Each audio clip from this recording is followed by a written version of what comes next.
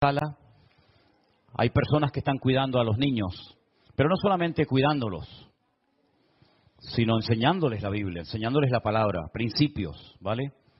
Que es tan importante, sobre todo en estos tiempos locos en los cuales vivimos, ¿no? Donde el mundo está al revés, como dicen algunos, ¿verdad? Lo vemos en el clima, donde antes llovía, ahora hay desierto total. Donde antes era desierto, ahora llueve y nieva. Bueno, lo natural, yo siempre he dicho que es un reflejo de cómo está el mundo espiritualmente hablando. El mundo también está al revés. Antes lo que era malo, ahora es bueno y es popular.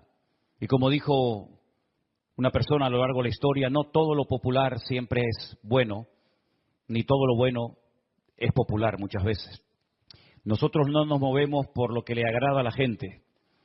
Detrás de nuestras vidas hay principios, detrás de nuestras vidas hay valores que lamentablemente ya se enseñan poco o casi nada en las escuelas. Ya los maestros prácticamente en las escuelas han perdido aquella autoridad que tenían, ¿verdad?, de corregirnos, no solamente de enseñarnos, sino a veces de castigarnos, incluso, ¿no?, de ponernos de cara a la pared, de no dejarnos salir al recreo. Y todo aquello, aunque no lo entendíamos en su momento, todo aquello fue necesario, ¿sabes? Lamentablemente hoy en día parece que la disciplina es la asignatura pendiente de la sociedad. Nadie quiere obedecer a nadie, todos quieren opinar, todos quieren hablar, nadie se quiere sujetar a nadie.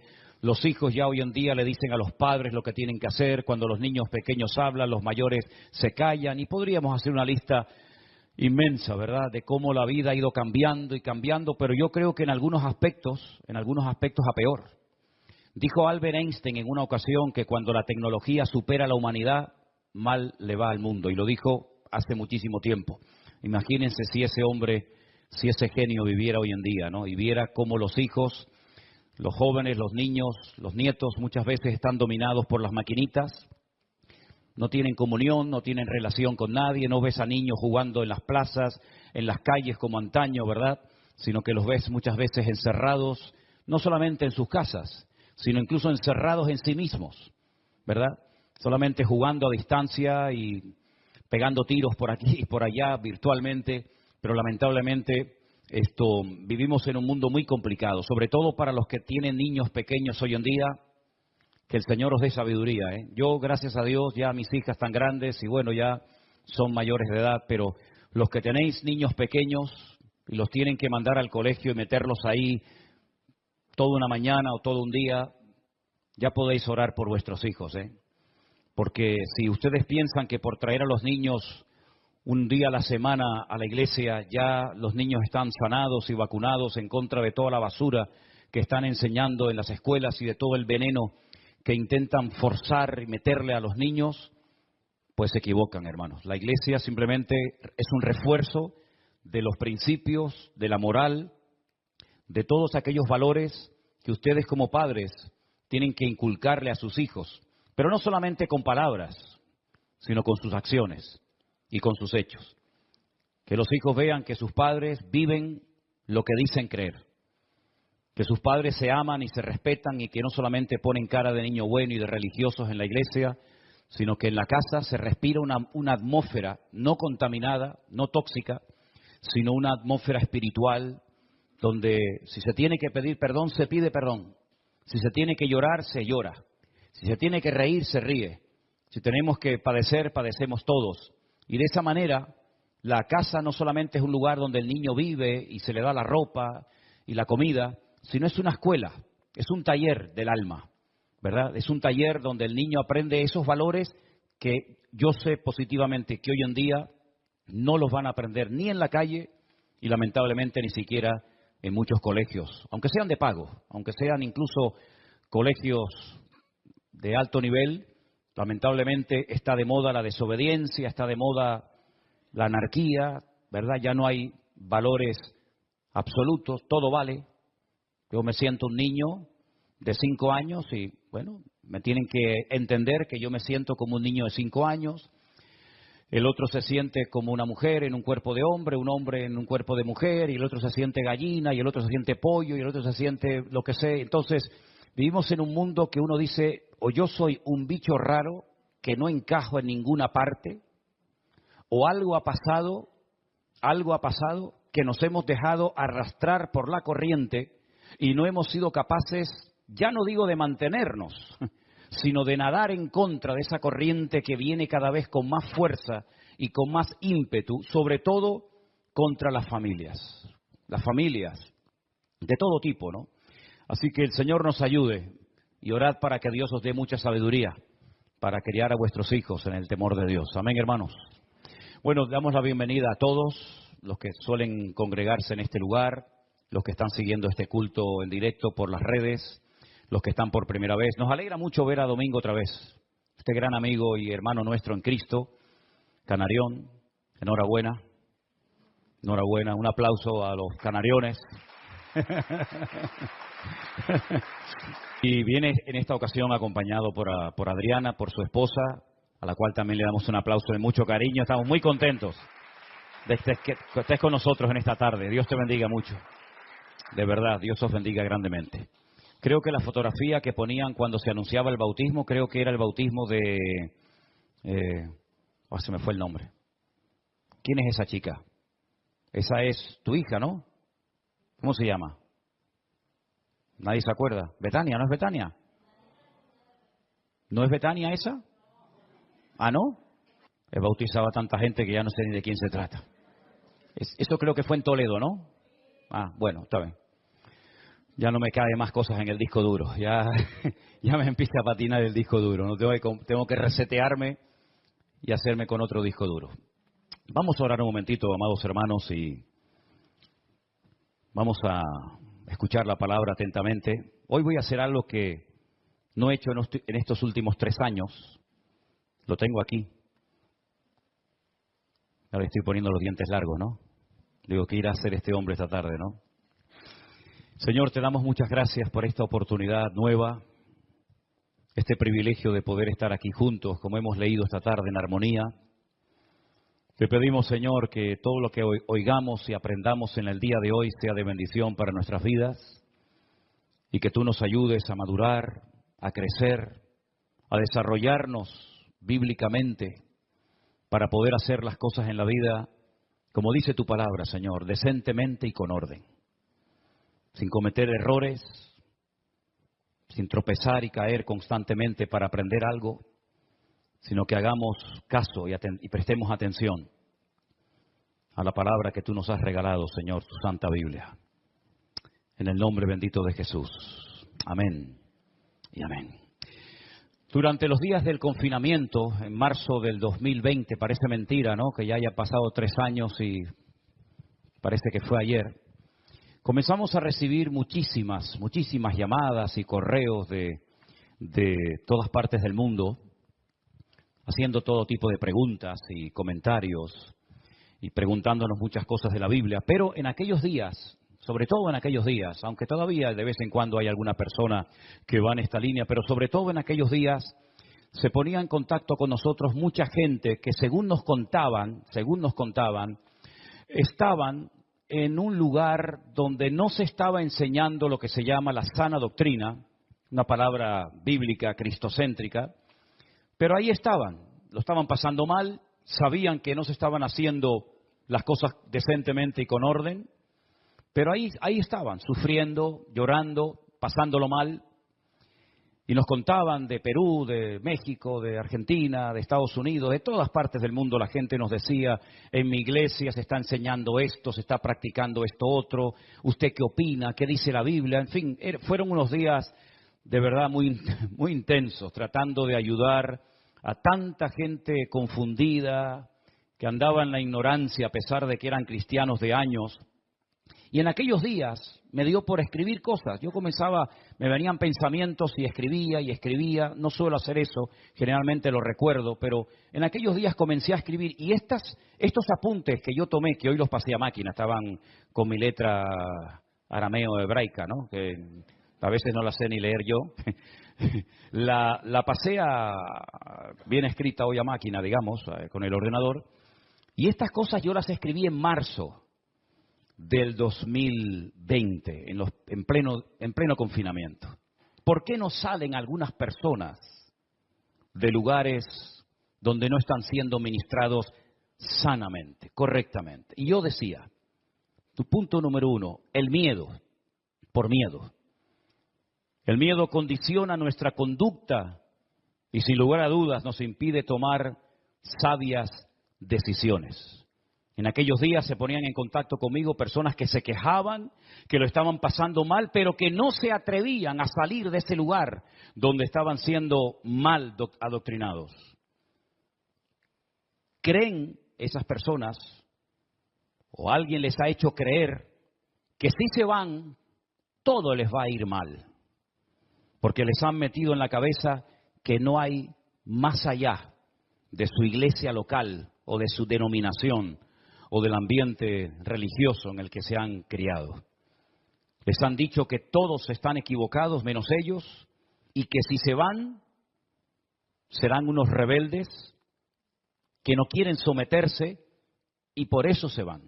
Y yo puse entre paréntesis esclavos, marionetas, lavado de cerebro, porque eran cosas que yo reflexionaba en aquellos días, escuchando a aquella gente que nos llamaba y nos escribía y nos contaban sus tragedias personales. También hay gente que están muy cómodos a pesar de que lo están pasando mal. Tienen un cargo, un puesto que les da una seguridad, pongo esto entre comillas, ¿verdad? Les da una identidad y son víctimas del sistema. No saben vivir ni disfrutar de la vida sin hacer lo que hacen. Y yo puse en mis apuntes, perdonen si alguien se ofende, pobres desgraciados. Saben lo que tienen que hacer, pero no lo hacen, porque no están dispuestos a pagar el precio y viven una vida de hipocresía. Y cuando escuchamos el testimonio de nuestro hermano Osman, el pastor en Tierra Alta, en Colombia, él dijo, ¿se acuerdan en su testimonio? Viví como un hipócrita durante muchos años para guardar la compostura. Así que tenemos el miedo, la comodidad. En el punto número 3 yo puse en mis apuntes personales, falta de fe. Personas que dependen económicamente de lo que les dan y no saben o no quieren vivir de otra manera. Son los asalariados del siglo XXI, dependientes de los hombres y no de Dios. Los que los dominan y controlan sus vidas saben perfectamente que estas personas por un plato de lentejas son capaces de permanecer en el más absoluto silencio y no crear problemas, aunque en el fondo de sus corazones lo estén pasando mal. ¿Están ahí? ¿Siguen ahí? Así que hay muchos motivos por los cuales muchos no rompen con el patrón establecido, con lo que llaman cultura, sometimiento, como se dice hoy en día, con lo políticamente correcto. Y el reino de Dios se ha llenado de cobardes, de asalariados, de gentes sin un mínimo de amor propio, y así les va a muchos. Los ves cargados, tristes y hasta en algunos casos amargados y agotados. Han perdido la libertad gloriosa de los hijos de Dios y sin querer o queriendo han hipotecado su presente y su futuro. No pueden decidir por ellos mismos porque siempre hay alguien por encima de ellos que le dicen lo que tienen que hacer o lo que no tienen que hacer. Porque el líder o el ungido se ha convertido en el dueño y el amo de sus vidas. En estas cosas yo reflexionaba en aquel tiempo y entonces pensando en todo esto, ahora viene el mensaje de hoy que lo he titulado ¿Cómo salir de la cárcel? Como voy a predicar en una cárcel en Guatemala dentro de unos días o dentro de unas semanas, no voy a poner nunca el título de este mensaje cuando vaya a predicar, no sea que tenga serios problemas, decir, hoy os voy a predicar de cómo salir de la cárcel. Y me tomen literalmente en vez de la metáfora que quiero explicar y se monte un lío increíble, ¿no? El primer versículo que yo quiero compartir esta tarde con ustedes se encuentra en Gálatas capítulo 5, verso 1. Es un versículo muy conocido que dice así, estad pues firmes en la libertad, con que Cristo os hizo libres y no estéis otra vez sujetos al yugo de la esclavitud. Pablo enfatiza en esta carta que una cosa es vivir en libertad y otra cosa es utilizar la libertad como pretexto para pecar. Cristo ha roto todas y cada una de nuestras cadenas para que nunca más volvamos a ser esclavos de nada ni de nadie. Porque la libertad que tenemos no es producto de nuestra sabiduría, de los años que tenemos, sino es producto de una obra perfecta que llevó a Cristo nada más y nada menos que a una cruz para morir por nosotros, para que nosotros viviéramos en libertad todos los días de nuestra vida y no fuéramos unos esclavos, repito, de nada ni de nadie. ¿Cuántos dicen amén? Por lo tanto, la libertad que tenemos es producto directo de haber conocido la verdad. Tenemos un texto aquí en el frontal de nuestra plataforma en la iglesia, que ya lo hemos recitado muchas veces. Conoceréis la verdad y la verdad os hará libres. Jesús dijo, yo soy el camino, yo soy la verdad y yo soy la vida. Por consiguiente, hasta que tú no tengas un encuentro, una experiencia con el autor de la libertad, con el autor de la verdad, no serás verdaderamente libre. Tú creerás que eres libre, pero en el fondo, como veíamos el otro día, cuando estudiábamos parte de la carta de Pablo a los romanos, eres un esclavo. Porque la Biblia dice que cuando alguien no puede dejar de hacer algo, sea lo que sea, se convierte en un esclavo de ese algo o de esa persona. Y hay personas que sin darse cuenta viven como esclavos. Esclavos de pasiones, esclavos de miedos, esclavos de temores, esclavos de tantas cosas que podríamos enumerar en esta tarde. Y Cristo precisamente vino a romper todas las ataduras y cadenas espirituales de nuestras vidas, para que podamos vivir en libertad desde que te levantas hasta que te acuestas, sin depender de nada, de nadie, de ninguna sustancia para sentirte un tanto eufórico y ponerte a caminar y a funcionar en la vida. Cristo quiere darte una libertad 100% genuina y real que nada ni nadie te la podrá dar en esta vida. Pero a veces el diablo nos quiere meter en nuestra cabeza miedos y temores. ¿Y saben por qué hay gente que siempre tiene miedo a algo? Porque el que vive mal, el miedo siempre le persigue. Esa es la pura realidad.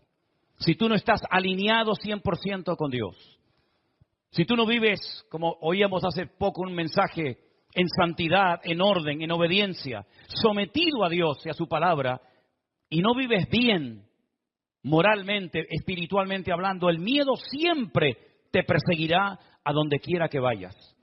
Cambiarás de país, cambiarás todo lo que quieras, pero hasta que tú no seas capaz de liberarte de todos tus temores y derrotarlos una vez y para siempre, tú nunca serás verdaderamente libre.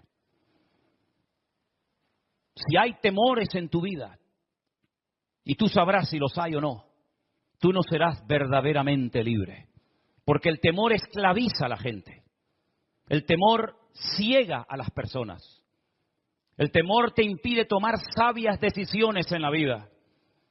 Y precisamente una de las razones principales por las que Cristo vino a este mundo es para romper la influencia, la presión del diablo sobre nuestras mentes, sobre nuestras conciencias, sobre nuestras vidas, para que podamos vivir en libertad, porque la persona libre es la persona gozosa y la persona victoriosa en Cristo Jesús, Señor nuestro. ¿Cuántos dicen amén? El Señor vino para deshacer todas las obras del enemigo. Y puedes vivir en libertad, porque esto nos lleva al segundo punto, y el versículo es Romanos 5.1, también otro 5.1. Justificados pues por la fe tenemos paz para con Dios por medio de nuestro Señor Jesucristo. Podemos vivir en libertad y podemos vivir en paz, porque Cristo pagó el precio de nuestros pecados. Saben que en una ocasión, creo que fue en la época de Semana Santa, yo les explicaba que una de las palabras que utilizó el Señor Jesucristo en arameo cuando estaba en la cruz del Calvario muriendo, allí en Jerusalén, fue una palabra que se escribía en el documento de deuda. Cuando una persona terminaba de cumplir su condena bajo el Imperio Romano, se le daba un documento, se llamaba el certificado de deuda. Y se ponía el sello romano, el sello imperial, y se ponía una palabra. De tal manera que esa persona podía demostrarle a cualquier romano que lo detuviera en la calle, cuando fuera a cualquier otra provincia romana o a cualquier parte del mundo, que su deuda había sido pagada y cancelada porque ya había salido libre y en paz de la cárcel. Y eso es lo que hizo Cristo en la cruz cuando murió por nosotros. No hizo, perdone la expresión, una chapuza, una obra inconclusa, incompleta, sino que Él murió verdaderamente para que tú vivas en paz y en libertad todos los días de tu vida. Y no tengas que depender de un saludo, de una llamada, de una visita, de un aplauso, de nada. Sino solamente tú dependes del amor de Dios que mora en tu corazón por la presencia suya en tu vida. Hermanos queridos, qué privilegio tan grande saber que ninguna condenación hay para los que estamos en Cristo Jesús.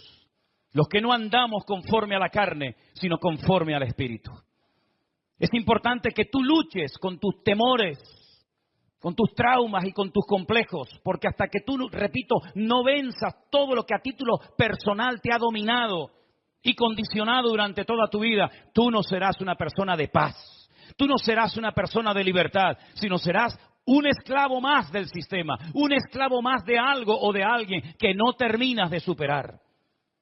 Pero ¿saben lo que he descubierto a lo largo de mi vida?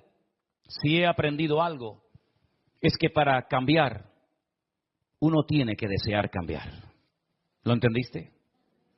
Se puede cambiar, claro que se puede cambiar, no te quepa la menor duda. Pero no se puede cambiar si tú no quieres cambiar. Y hay personas que en el fondo no quieren cambiar. Hay personas que en el fondo aman y están atrapados y agarrados a ese vicio, o llámalo como quieras. Y saben que pueden vencerlo, porque saben que otras personas lo han logrado y lo han conseguido. Pero en el fondo no quieres, y te agarras, y sabes que puedes cambiar, y sabes que si Dios está contigo, ¿quién contra ti? Pero en el fondo de tu corazón tu voluntad te domina. No la has rendido, no la has sometido a la voluntad de Cristo.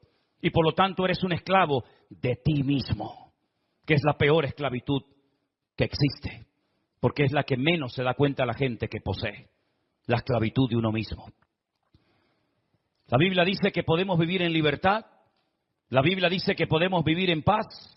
Y algo muy importante para poder vivir una vida cristiana victoriosa es alimentar sanamente nuestra fe. Que nada ni nadie la envenene.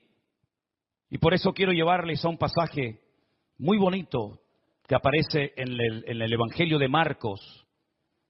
En el Evangelio según San Marcos, en el capítulo 11.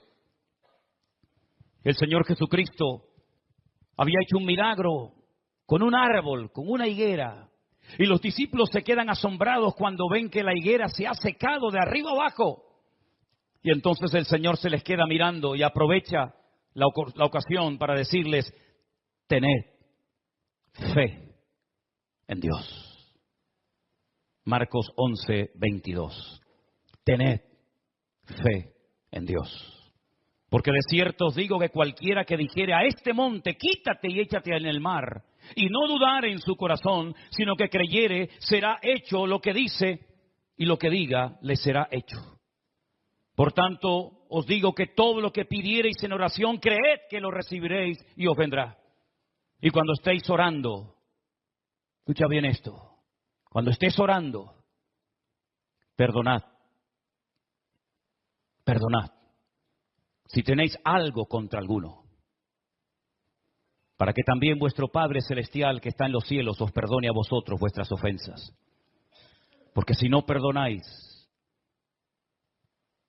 tampoco vuestro Padre que está en los cielos os perdonará vuestras ofensas. Hay una asociación entre el perdón y la oración, ¿verdad? Y uno dice, ¿qué tiene que ver el perdonar para poder orar con libertad ante Dios? Hombre, ¿cómo se te puede ocurrir orar sabiendo que no hablas con esta hermana hace años?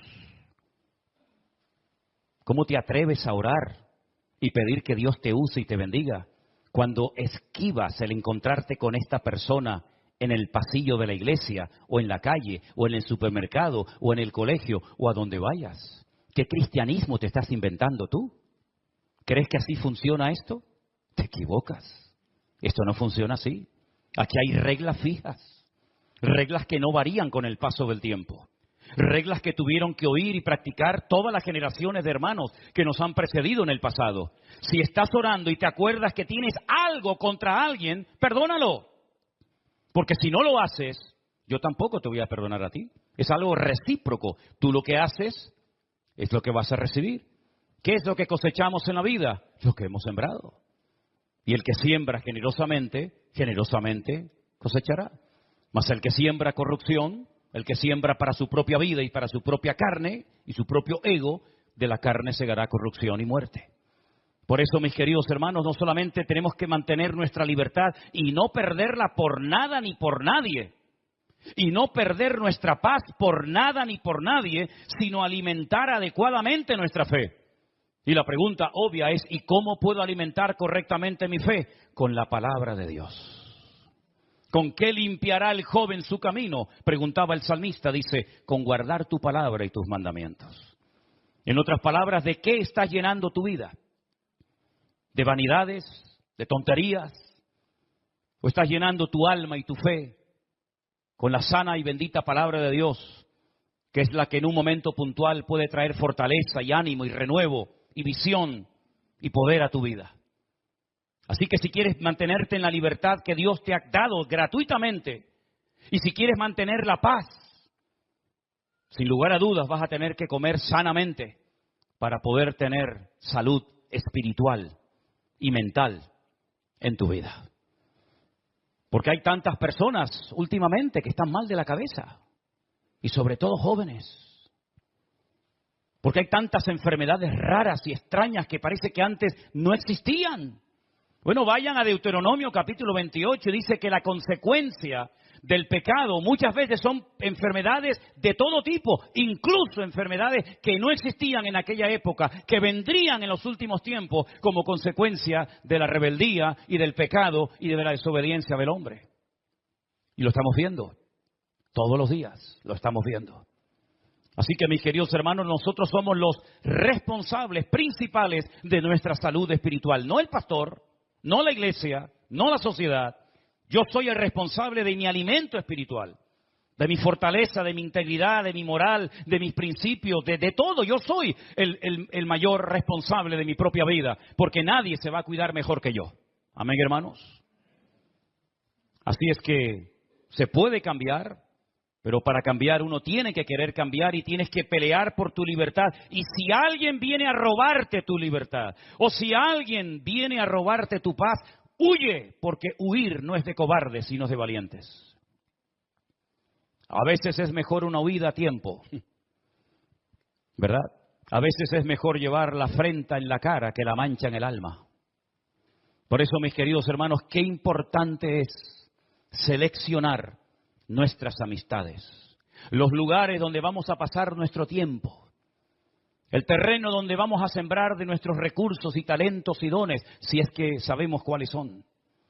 Qué importante es que nosotros vigilemos atentamente nuestra vida, porque lo más importante de la vida, sin lugar a dudas, es la vida misma. Y por eso, mis amados hermanos, no coma basura, no coma comida caducada. Coma la sana palabra de Dios, aliméntese de un ministerio que tenga fluidez en la palabra, que esté conectado con la fuente de agua viva y no con comida caducada que ya no hace beneficio, más bien daño al que la come. Creo que hay una actitud que nosotros tenemos que desarrollar y mantener todos los días de nuestra vida, y eso sí que es obligación de los padres, enseñarlo en el hogar. ¿Se acuerdan ustedes cuando hace años teníamos en la puerta de la iglesia una especie de tablón, una especie de lienzo blanco donde poníamos la palabra gracias en los distintos idiomas que conocíamos? ¿Cómo se dice gracias en inglés? ¿Y en árabe? Shukra. ¿Y en hebreo? Todah. ¿Y en francés? Merci. ¿Y en alemán? Danke. Apréndase esa palabra en todos los idiomas que pueda. Pero sobre todo practique la gratitud, porque la gratitud sana el alma herida. No hay nada mejor que ser agradecido con todo, con lo que tienes y con lo que no tienes. El dar gracias cada día a Dios por la vida, gracias por la ropa, gracias por la salud, gracias por el coche, gracias por la casa, gracias por todo. Hermano, eso es salud para tu alma. Eso trae vitalidad a tus huesos. Incluso, saben que yo les enseñé en una ocasión, espero que lo recuerden, que hay milagros que se produjeron en el ministerio de Cristo cuando Él dio gracias al Padre. Y se lo recuerdo simplemente, la multiplicación de los panes y de los peces, ¿se acuerdan? Miles de personas hambrientas. Jesús le dijo, no los despidan, no le digan a la gente que se vayan. ¿Por qué se tienen que ir la gente hambrienta? Dadles vosotros de comer. Aprender a solucionar problemas, que para eso yo os he enseñado a trabajar con multitudes. Dadle vosotros de comer. Pero señores, que ni 200 denarios, dicen, bastarían, pues hagan algo, pero si sois mis discípulos, dad la talla. No le digan a la gente que se vaya, aprendan a resolver problemas, aprendan a trabajar bajo presión. Porque yo les he enseñado lo que se tiene que hacer cuando no tenemos recursos. Y entonces alguien dice, hemos encontrado por ahí a un muchacho, a un niño, que tiene unos pocos panes y peces. Pero, ¿qué es esto para tanta gente? Jesús dijo, esto es suficiente. Traédmelos. La Biblia dice que Jesús, antes de decir partidlos y repartidlos entre la multitud, dice que tomó aquellos pocos panes y peces y alzando su mirada al cielo dijo, gracias. Gracias. Los partió y dijo, ahora comiencen a repartir y a repartir y a repartir. Y una cosa, al final, recojan todo lo que sobra, para que no se desperdicie nada. Un milagro de reproducción de panes y peces, un milagro que alimentó a multitudes por la palabra, gracias. ¿No será que a ti te hace falta un milagro en tu vida y por ser poco agradecido o nada agradecido, ese milagro está detenido sobre tu cabeza? Y aún no ha descendido la gloria y la bendición de Dios porque no has aprendido a darle gracias a Dios por tu situación.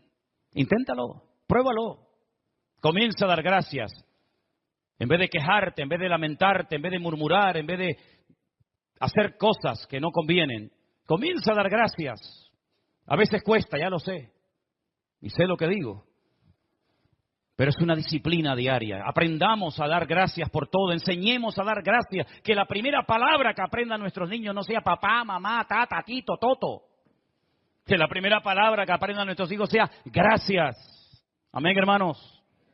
Gracias, Señor, porque me has dado una buena noche de descanso. Gracias por la iglesia que tengo. Gracias por mis hermanos, gracias por la Biblia, gracias por todo lo que tengo en la vida. Y vas a darte cuenta de que el cambio va a comenzar a producirse en tu vida de una forma milagrosa. Y el otro milagro espectacular que se produjo por dar gracias, nada más y nada menos que la resurrección de Lázaro. ¿Te acuerdas? Gracias, Padre, porque sé que siempre me oyes. Aquí nadie cree en nada. Uno que si huele, otro que si lleva 4 días, la otra que si llegué tarde. Pero Señor, yo te doy gracias porque sé que tú siempre me oyes. Lázaro, sal fuera. Y el que había estado muerto durante 4 días salió caminando porque esa palabra gracias abrió el cielo, derritió la incredulidad y descendió el poder de Dios sobre la vida de Lázaro el muerto. Tal vez hay algo muerto en tu vida. Tal vez hace años que murió algo en ti. Puedes resucitar ese algo que perdiste. Si dices, gracias, Señor, porque tú eres el autor de la vida y el que cree en ti, aunque esté muerto, vivirá. ¿Cuántos dicen amén? Hay un asesino silencioso. Yo lo llamo así. Ese asesino que va matando lentamente al creyente y a cualquier ministerio o iglesia es la ingratitud. Quejarse por todo. Siempre quejándome por algo, ¿verdad? El asesino silencioso. El que va carcomiendo nuestra vida lentamente, ¿verdad? Y siempre estamos igual. Cuando parece que comenzamos a levantar cabeza, vuelve otra vez en el horizonte este asesino despiadado y comienza a carcomer nuestra fe, nuestro ánimo, nuestra paciencia, nuestro gozo, nuestra libertad, nuestra paz. ¿Por qué? Porque la ingratitud, hermanos, jamás va a traer nada bueno ni positivo a tu vida y menos a tu familia. Destiérralo, dile que se largue de una vez. Nunca más vuelvas a molestarme, sino que ahora voy a comenzar a esforzarme. ¿Para qué? Para cambiar mis emociones, para cambiar mis pensamientos, para cambiar esas cosas tóxicas que están envenenando mi vida y mi relación con el Señor. Yo creo que cualquiera de ustedes, si se lo propone, puede cambiar en el nombre de Jesús. Si así no fuera, me largo ahora mismo de esta iglesia. Si así no fuera, ¿con qué autoridad, con qué cara me subo yo a predicar esta tarde para ponerles un caramelo en la boca y crear una falsa expectativa cuando en lo más profundo de mi corazón sé que por mucho que quieras, por mucho que lo intentes, tú no vas a cambiar nunca? Pero yo estoy plenamente convencido porque lo he visto miles de veces y lo seguiré viendo hasta el día que me vaya con el Señor, que el poder de Dios puede derretir el corazón más duro, que la palabra de Dios es una espada que penetra y parte lo que tenga que partir y quitar. Y que una persona cuando quiere cambiar en el nombre de Jesús puede cambiar y mantenerse en victoria todos los días de su vida. Ese es nuestro Dios, el único que puede cambiar la muerte en vida. El único que puede poner orden en el desorden y el único que puede traer luz en medio del caos y de las tinieblas. Y finalmente, después de tener esa libertad maravillosa y defender la capa y espada y no permitirle a nadie que me la quite. Y después de pelear con uñas y dientes hasta la sangre, como dice la Biblia, por mantener mi paz en Cristo Jesús y mi armonía y mi relación con el Señor y mi fe, entonces nos acordamos del Salmo 133 que se leía esta tarde cuando dice, mirad, mirad. Hay cosas que no hay que mirar, ¿saben, hermanos? ¿Sabían eso, verdad? Hay cosas que no hay que mirarlas. No oigo amén, pero lo voy a repetir otra vez. Hay cosas que no hay que mirar. Hay cosas que cuando pasan así hay que mirar para allá. Y el cuello quiere para allá. Para allá. Y si no puedes, arráncatelo. Porque la Biblia dice, mejor es entrar con un ojo al cielo que no entrar teniendo los dos. Hay cosas que no hay que mirar. Y sobre todo mirar atrás nunca, jamás. Pero aquí dice la Biblia, mirad, esto sí quiero que lo miren. ¿El qué? Qué maravilloso, qué delicioso es. Delicioso, lo compara con una comida sabrosa, ¿no? Habitar, estar los hermanos juntos en armonía. Dice el Salmo 133, es como el buen óleo sobre la cabeza, el cual desciende sobre la barba de Aarón, y baja hasta el borde de las vestiduras. Es como el rocío del monte Hermón, que desciende sobre los montes de Sión, y el monte Hermón está allí, en el norte, en los altos del Golán, y el monte de Sión está abajo, en Jerusalén. Pero hasta allí llega la bendición, no se pierde por el camino, porque allí es donde Dios envía bendición y vida eterna. Sinónimos de la palabra armonía, equilibrio, concordia, arte de ganar y de enlazar los acordes,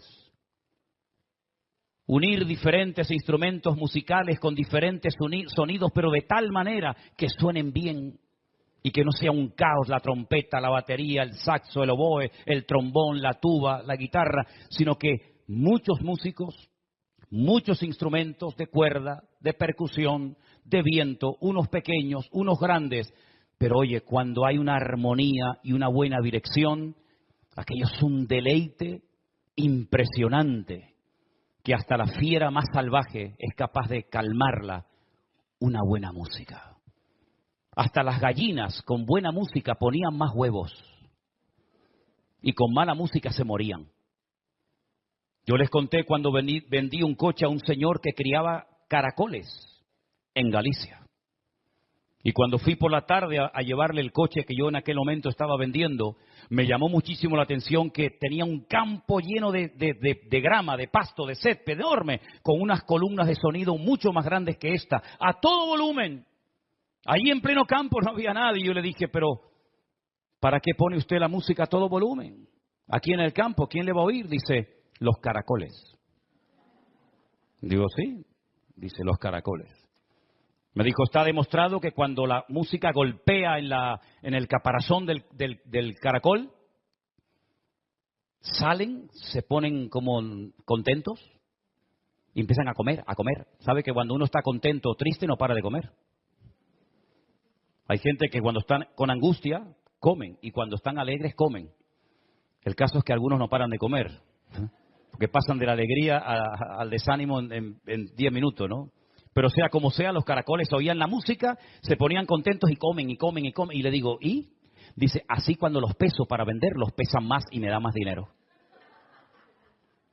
Así que no se extrañan si algún día ustedes entran aquí a la iglesia y ven la música a todo volumen para tenerlos a ustedes contentos, para que coman más de la palabra de Dios, que es la que trae refrigerio y bendición y vida eterna a tu corazón. ¿Cuántos dicen amén? Fuertes aplausos a nuestro Dios. Aleluya. Qué bueno es Dios. Qué bueno es el Señor. Quiero que lean conmigo estas 4 sugerencias o propuestas que les lancé esta tarde. Número 1, dígalo conmigo, cambiar es posible.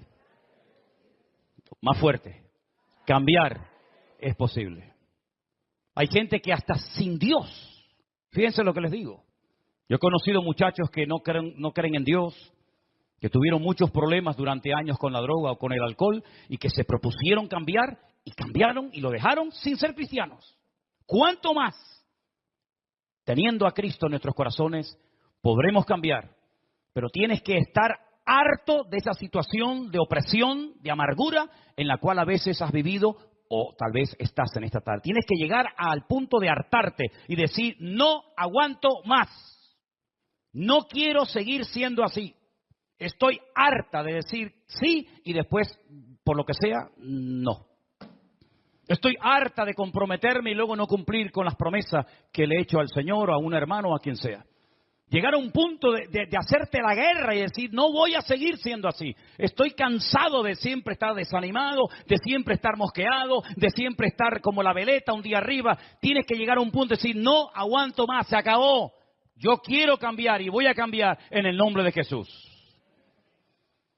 Hasta que tengas ahí la posibilidad de, bueno, una vez más, amigo, no vas en serio. Número 2, el poder de la gratitud. Dígalo conmigo. El poder de la gratitud. Comience a dar gracias por todo. Se cayó en la calle porque pisó una cáscara de plátano. ¡Gloria a Dios! Bueno, eso le pasó una vez a uno. Se montó en un caballo medio salvaje, lo quería domesticar y el caballo lo lanzó, se partió una pierna y comenzó a decir y todo tipo de improperios y de malas palabras, y al poco tiempo en su país se declaró la guerra. Y comenzaron a ir soldados y personas por todo el país reclutando jóvenes para la guerra, muchos de los cuales iban a la guerra y nunca volvían porque morían en el campo de batalla, pero este se libró de ir a la guerra y de morir porque un caballo lo tiró y se fracturó el fémur y se salvó. Y entonces fue cuando dijo, gracias por aquella caída que tuve, Señor.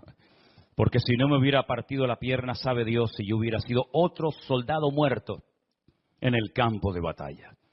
Comenzar a dar gracias. Y no es una cuestión de sentir. Porque yo no soy un hombre de sentir. No me emociono. Bueno, estoy emocionado. No. Es cuestión de proponértelo. Es como una disciplina. Con ganas, porque con ganas, ¿quién no lo hace? Pero sin ganas, solamente la persona madura. ¿Sabes cómo puedes? ¿A cuántos les gustaría saber si tú eres una persona madura o no? Espiritualmente hablando. Comenzarás a darte cuenta de tu madurez el día que te preocupes menos de tus problemas y te ocupes más de en ayudar a los demás. Ese día tu madurez será una madurez real y no teórica.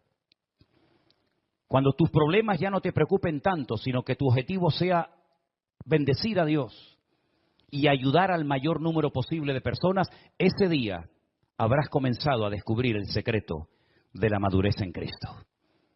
Número 3, el asesino silencioso. ¿Cuál es? La queja, el lamentarme. Estoy harto de la vida, nadie me entiende, nadie me comprende.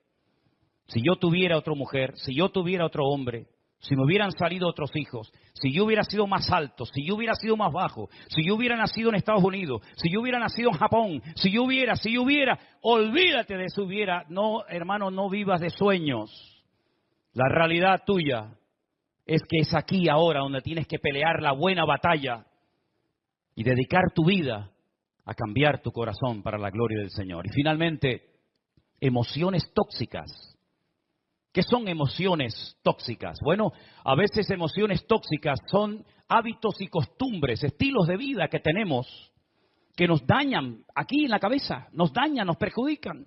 Estar todo, por ejemplo, todo el día quejándonos, como hemos dicho, no ver lo que Dios te está tratando de enseñar y demostrar con esa situación, con esa circunstancia que estás viviendo. No eres capaz de ver más allá de tus narices, ¿verdad? Siempre tú eres el centro de atención. Esas emociones, esas sensaciones, esas palabras, esos pensamientos, tienes que desterrarlo de tu vida. Estás bien y de repente empiezas a sentirte mal, no quiero vivir, no quiero comer, no me hablen, apaga la luz, no quiero hablar con nadie, vete de aquí, no, déjame solo. ¿Hasta cuándo vas a estar así? ¿Hasta cuándo vas a estar así? Es cuestión de madurar, es cuestión de crecer. Los problemas no se crearon, los problemas no son para los animales. ¿Qué problema tiene un león? Que otro le montó a la hembra. Pues le va